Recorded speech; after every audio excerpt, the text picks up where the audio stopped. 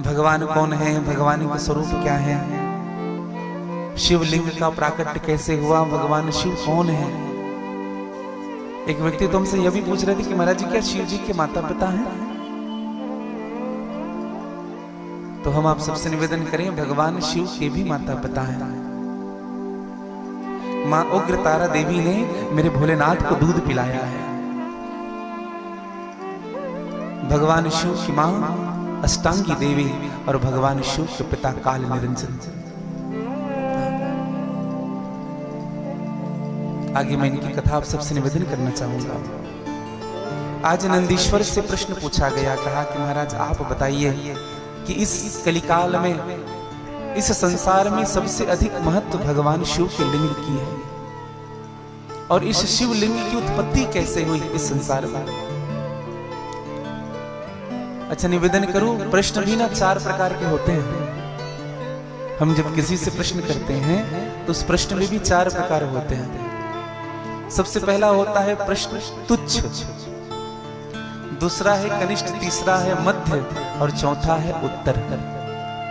तुच्छ प्रश्न किसे कहते हैं? जो वाद विवाद के लिए किया जाए। हाँ, वाद विवाद के लिए किया जाए। नहीं नहीं ऐसा नहीं, ऐसा है, तुम नहीं जानते, अपने को बड़ा साबित करने के लिए किया जाए, उनको तुच्छ प्रश्न कहते हैं।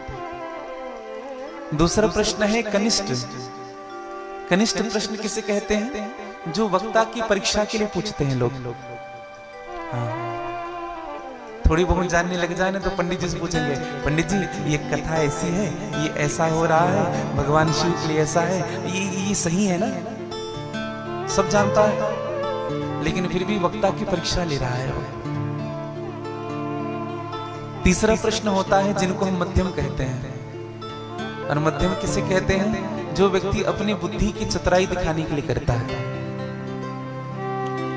आजकल भी संसार में ऐसे लोग मिलेंगे जो थोड़ी बहुत श्लोक, जिनको 2-4 सौ याद हो जाए, मानस की चौपाइयां सुंदर कांड कंठस्थ हो गया हो, 2-4 अध्याय गीता के कंठस्थ हो गए हो, शिव जी की रुद्री आदि कुछ बातें कंठस्थ हो गई हो, तो सबके सामने ऐसे आएगा जैसे उनसे बड़ा कोई ज्ञानी नहीं।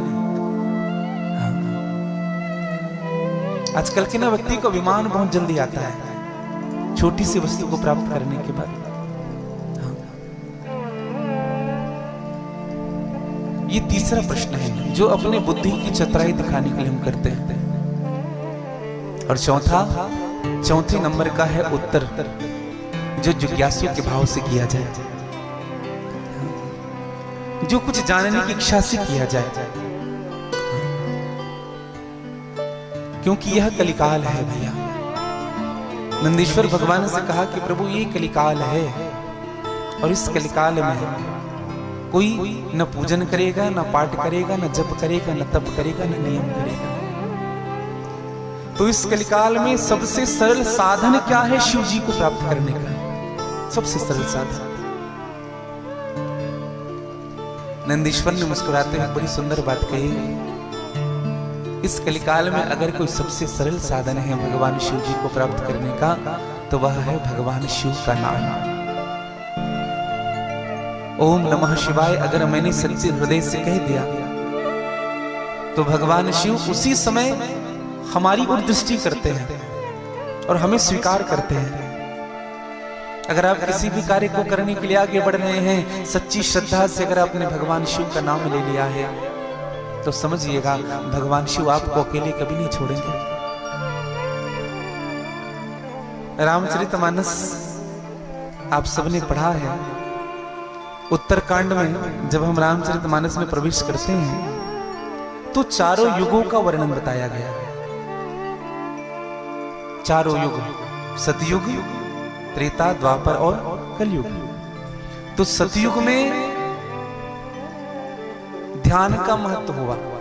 लोग खूब ध्यान करते थे सतयुग में, आंख बंद करके बैठे रहते थे 24 घंटे, क्योंकि उनको भगवान को प्राप्त करना था। फिर जब त्रेता की दशा आई तो त्रेता में लोगों ने खूब स्वाहा स्वाहा किया, खूब यज्ञ किया। जब द्वापर आया तो भगवान की खूब पूजा पाठ हुआ, खूब पूजा करते थे। कृतयुग सब जोगी विज्ञानी, करी हरि ध्यान तरहि भव प्राणी। जब त्रेता आया तो त्रेता विविध यज्ञ नर कर ही, प्रभु ही समर्पि कर्म भव तरहि। जब द्वापर आया तो द्वापर करी रघुपति पद पूजा, नर भव तरहि उपाय न दूजा।